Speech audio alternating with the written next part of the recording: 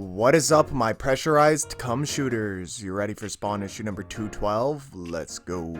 The Violator beat Jim Downing's ass, but he still respects him because he was able to hold him off for a period of time. But now the Violator grows bored of this fight, and he wants to go take Jim Downing out for a drink so they can actually talk about this situation. The Violator explains to Jim that he doesn't have to like him, he just needs a soldier. He needs someone that can fight beside him and beat Malebolgia. So now the Violator starts to tell Jim Downing the truth, because he tells Jim Downing that he didn't tell him the truth before because usually his kind, which he means hell spawns, react in anger. They don't react, peacefully, because they're pretty much the same as the Violator and they can't stand that. So the Violator starts to explain himself, how he can change into different forms, he can grow into any size, any shape, but only for a limited period of time. The Violator then goes on to explain to Jim Downing how heaven and hell do not choose people by how they were in life, whether they were good or bad. They pretty much just randomly get them. So hell gets one, heaven gets one. Heaven gets one, hell gets one. It's an even deal, right? And God doesn't like it, and Satan doesn't like it. So sometimes they even trade. So Osama bin Laden could be in heaven while Mother Teresa is in hell.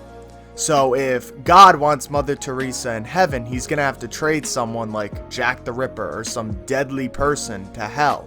Now the reason he doesn't want to do that is because God needs soldiers for his fight. He can't have pacifist pussies fighting for his war, otherwise he'll get destroyed. Then he starts to explain Malebolgia's plan. Now Malebolgia essentially feels betrayed by everyone and everything, and he's gonna take Jim Downing's suit, which is his weapon that he created, and use it to destroy everything. Then the Violator explains how he's killed every Hellspawn in his path. No Hellspawn has been able to defeat the Violator who's tried to, battle him, right?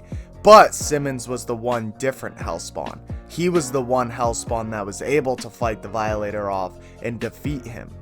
So he thinks that Simmons knew when he committed suicide that he would throw everything into temporary chaos. He then says that this is the first time that a Hellspawn suit has ever been accompanied by an actual living human body. Usually it's accompanied by a fucking dead host or something like that, but this time it's a human.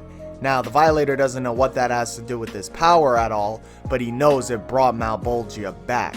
So that means he must be a goddamn walking atomic bomb. Then we move on to these agents that go to the Vatican and try to discuss with the Pope Jim Downing's situation, how he might actually be a second coming.